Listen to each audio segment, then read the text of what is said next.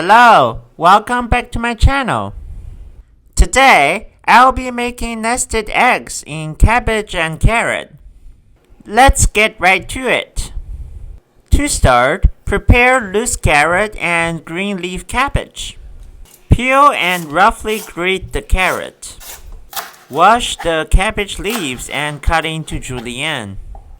Add cabbage to the mixing bowl. Add salt, mix fully, and marinate for 30 minutes. Squeeze water out of veggies as much as you can.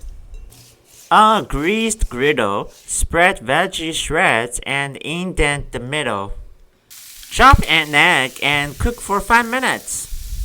Serve immediately and then nested eggs in cabbage and carrot is ready. Please try the recipe and let me know what you think.